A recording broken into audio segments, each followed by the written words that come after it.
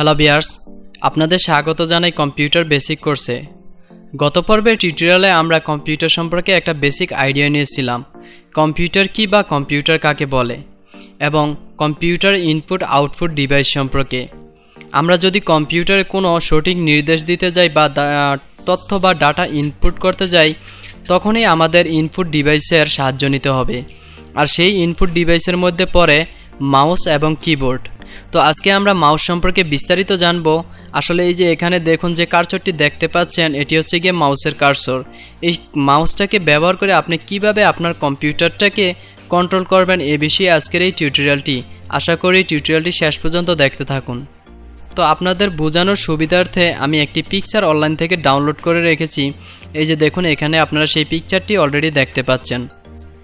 এখানে আপনি যে মাউসটি দেখতে পাচ্ছেন, ঠিক সেম টু সেম ভাবে আপনি যখনই ল্যাপটপের সামনে মাউস নিয়ে বসবেন, মাউসটাকে ঠিক এভাবেই ধরা হবে।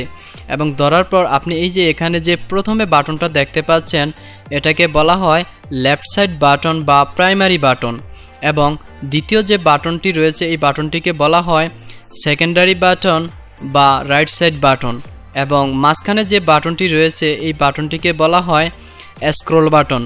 এবং আপনি জাস্ট এটা মাথায় রাখুন, কম্পিউটারে যদি কোনো কাজ করা হয় 100%-এর মধ্যে শতকরা 90% কাজ করা হয়ে থাকে এই লেফট সাইড বাটনটা দিয়ে বা প্রাইমারি বাটনটা দিয়ে।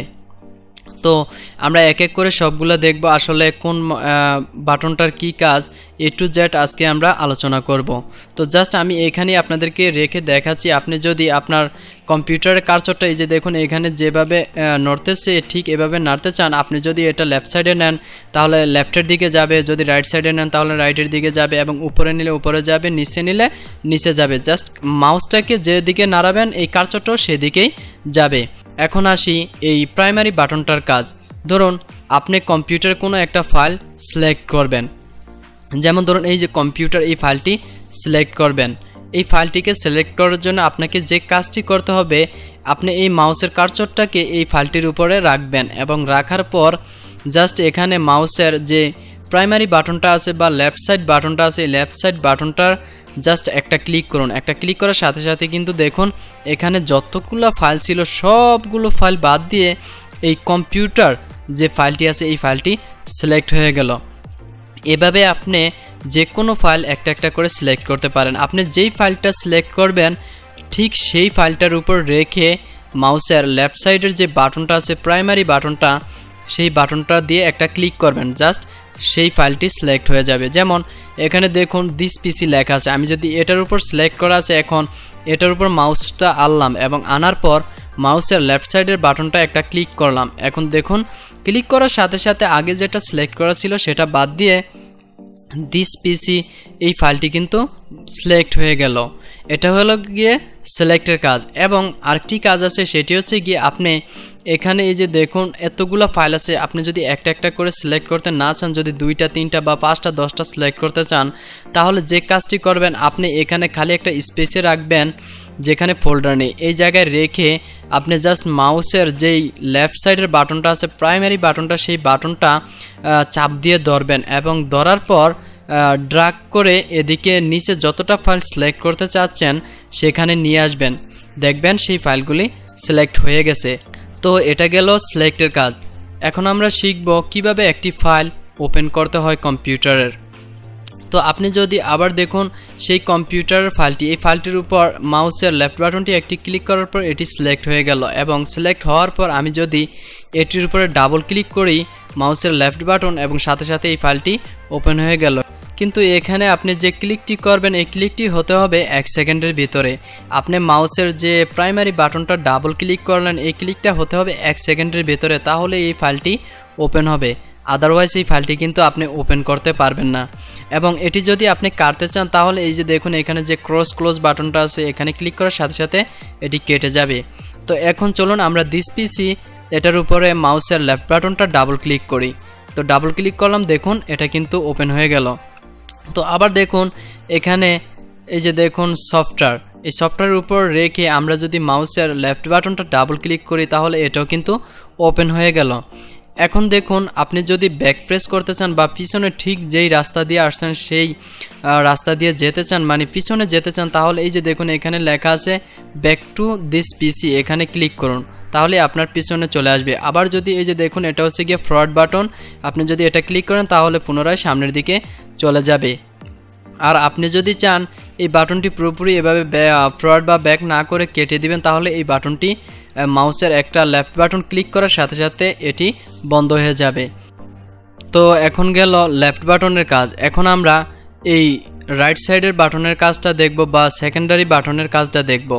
এবং এটা করার জন্য আমাদের যে কাজটি করতে হবে, আপনি প্রথমে যেই ফাইলটার আপনি মোবাইলে দেখবেন কোনো একটা ফাইল চাপ দিয়ে ধরার পর একটা ফাংশন ওপেন হয়, ঠিক কম্পিউটারও এইখানে যতটা ফাইল দেখতে পাচ্ছেন প্রত্যেকটার কিন্তু একটা প্রোগ্রাম ফাইল রয়েছে। আসলে এই সফটওয়্যারটা ওপেন করার পর কি কি প্রোগ্রামে যাবে বা এটার উপর কি কি প্রোগ্রাম রয়েছে, তো এখানে আপনি যদি সেই কাজটি করতে চান, এটার প্রোগ্রামটা ওপেন করতে চান, প্রথমে এটার উপর মাউসের কার্সরটা নেবেন এবং নেওয়ার পর মাউসের লেফট বাটনটা একটা ক্লিক করবেন, এটা সিলেক্ট হয়ে গেল। কিন্তু এখন যদি আপনি পুনরায় ডাবল ক্লিক করেন তাহলে কিন্তু এই ফাইলটা ওপেন হয়ে যাবে, কিন্তু আমরা তো ওপেন করব না, আমরা এটার ডিটেলসটা দেখব, মানে প্রোগ্রাম ফাইলটা কিভাবে ওপেন করতে হয়। এবং এটার উপর এই কার্সরটা রাখা অবস্থায় আপনি মাউসের যে সেকেন্ডারি বাটন আছে বা রাইট সাইড বাটন আছে সেই বাটনটাতে একটা ক্লিক করুন। একটা ক্লিক করার সাথে সাথে দেখুন এখানে সেই মোবাইলের মতো একটি প্রোগ্রাম ওপেন হয়েছে। এখানে দেখুন give to access, add to archive, pin to quick access, open, share, মানে প্রোগ্রাম ফাইল। এখান থেকে এই ফাইলটাকে কি করা যাবে জাস্ট এইটুকু এখানে দেখিয়ে দিচ্ছি। আপনি চাইলে এখান থেকে ডিলিট করতে পারেন, রিনেম করতে পারেন, প্রপার্টিজ দেখতে পারেন, সেন্ড করতে পারেন, মানে এ টু জেড প্রোগ্রাম সেটিংসগুলো আপনি এই প্রোগ্রাম ফাইলে পেয়ে যাবেন। এবং আপনি যদি দিস পিসি এখানেও এটা সিলেক্ট করেন এবং সিলেক্ট করার পর মাউসের সেকেন্ডারি বাটনটা ক্লিক করেন, সাথে সাথে দেখুন এটার যে প্রোগ্রাম ফাইলটা আছে সেই ফাইলটা কিন্তু ওপেন হয়ে গেল, প্রোগ্রামটা ওপেন হয়ে গেল। তো এই গেল মাউসের কাজ। এখন আমরা দেখব কিভাবে কম্পিউটারে একটি নিউ ফোল্ডার ক্রিয়েট করতে হয় বা কোনো ফাইল নতুন করে তৈরি করতে হয়।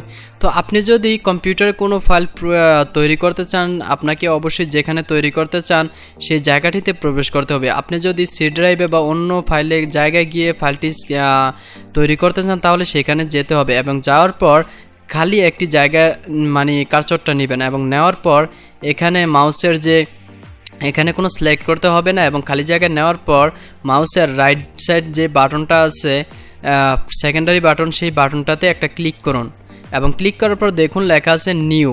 এই নিউয়ে গেলে আপনি জাস্ট দেখতে পারবেন এই যে দেখুন এখানে লেখা আছে নিউ ফোল্ডার। এই নিউ ফোল্ডার লেখার সাথে সাথে আপনি যখনই মাউসের এই লেফট বাটনটা একটা ক্লিক করবেন সাথে সাথে এই ফোল্ডারটা ক্রিয়েট হয়ে যাবে। দেখুন এখানে রিনেমের একটা অপশন আসছে, আপনি যদি খালি একটা স্পেসে রেখে জাস্ট লেফট সাইডের বাটনটা একটা ক্লিক করেন সাথে সাথে দেখুন সেই নামে এই ফোল্ডারটি তৈরি হয়ে গেল।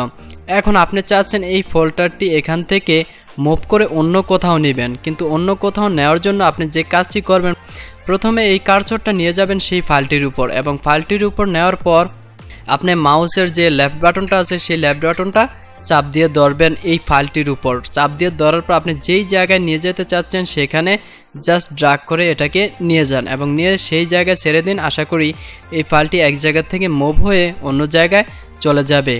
তো এই ছিল আজকে মোটামুটি মাউস সম্পর্কে বিস্তারিত। তো ভিউয়ার্স, আমার ভিডিও টিউটোরিয়ালটি যদি ভালো লাগে তাহলে অবশ্যই ভিডিওতে একটি লাইক দিবেন, কমেন্ট করে জানাবেন ভিডিওটি কেমন হলো, আপনার ফ্রেন্ডদের সাথে শেয়ার করবেন আর অবশ্যই আমাদের চ্যানেলে সাবস্ক্রাইব করবেন। দেখা হবে নেক্সট ভিডিওতে। আল্লাহ হাফেজ।